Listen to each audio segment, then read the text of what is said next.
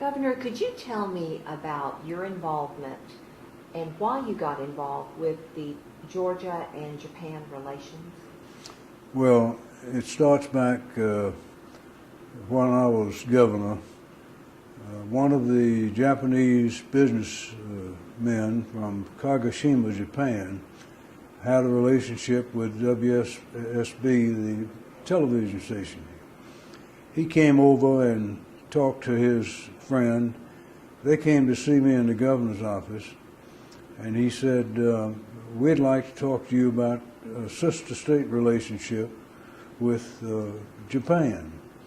And I said, okay. So we talked about it. We sent a delegation of people to Kagoshima, some from the Department of Agriculture and some from the Chamber and all. And they came back with a rousing recommendation. So I got the General Assembly to pass a bill to create the sister state with Japan. Now, at that time, the Japan-America Society was not very visible. And we didn't have as many Japanese companies as we later had. But because of the relationship, we learned more about Japan, and Japan learned more about Georgia and about the USA. And of course the society was created because the Japanese companies were moving into Georgia and the Atlanta area, and they would like to have, and of course I thought we would like to have, a relationship with them that would be beneficial to all. The society struggled. The chairman of the society, in my instance and in other instances, you used maybe one of your secretaries in the business that you worked in. We didn't have a permanent staff. Bob Broadwater, a Coca-Cola executive, a very good friend of mine and a good friend of the Japan. He had worked there. He had been a prisoner of war. He was a remarkable man. He retired, and when he retired, I went to him and said, if you'll take the job, let's create a permanent position for the society. And I got him to agree to do that. Thereafter, whenever we needed funds and whenever we needed programs, I could call up Bob and he would be at the office, and we had a relationship. And so we were able to provide a much broader bit of information and relationship with the Japanese. That, I think, had more to do with the Japan-America Society than anything else I can think of. Many Japanese companies came into Georgia. Georgia had probably as many individual Japanese companies as any state in the Union. And with that, the society became a very important and significant event for the Japanese who would come here and serve for a year or two in their company, and then they'd go back to Japan. That's how the whole thing got pulled together and how it worked. After I left office, and this was an additional thing, I think when George Busby was later governor, they created a southeastern facility for the various states that had the Japan-American societies. They broadened the amount of states and the information that they could put out. That's my report on how we got started with Japan. Kagoshima, Japan, by the way, which is, I later went over and visited with the governor, and he came over here. Initially, it was an agricultural prefecture. It later became the Silicon Valley of Japan, from agriculture into the high tech. And it's a beautiful part of Japanese islands. It's the southernmost prefecture. And they're very friendly people, and they're very delightful people, and they always showed their appreciation for the Japan-America Society and for the efforts that we in Georgia put forth. When I went over there, they had a public parade down the main street with flags and Japanese children. It was wonderful. It was startling to begin with, but we've had Georgia has been a beneficiary of a lot of the Japanese investments in this country.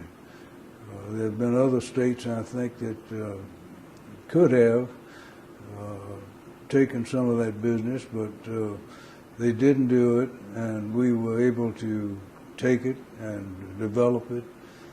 And I hope, as of the times today, that the society is going strong and having its effect as it started out. Were you the first official governor to go to Japan? Officially? I think so. I don't know of any other governor prior to me that went to Japan. And if you could map out the legacy of what you would like the Japan-America Society to become and continue on to be, what would that be? If I would like to do what? To map out the legacy for the Japan-America Society. You had so much to begin with, to start. So how would you like for us to proceed? I'd like for you to recognize what I have said, and that is that I think that as an organization relating to two foreign countries with people that probably were skeptical about who they were and how it would work, we were able to get a head start on other states, and it turned out to be very beneficial. A lot of the University of Georgia ag people went over there. Some of the other academic, some of the students from Kagoshima came over here and took courses at the University of Georgia.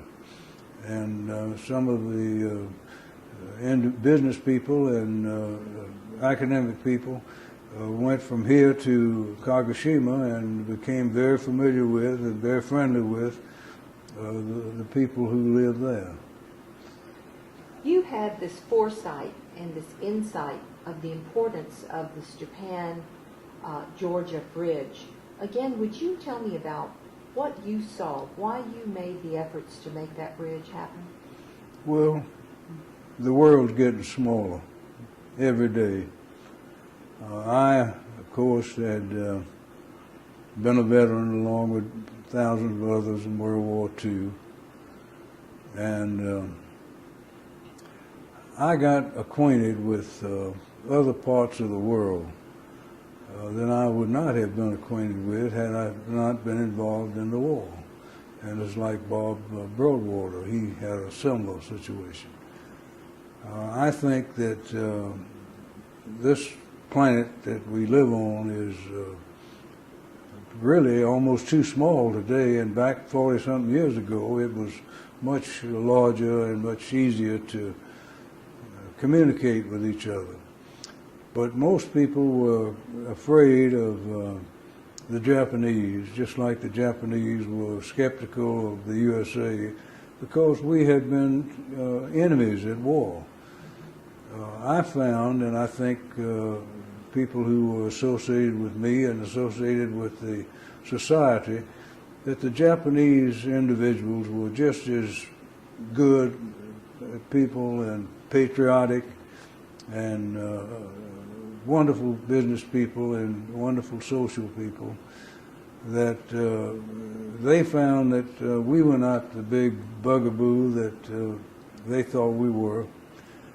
It was a very fortuitous situation for the Japanese to sort of pick the southeast part of the United States of America to build their initial plants. and it has grown, and it has.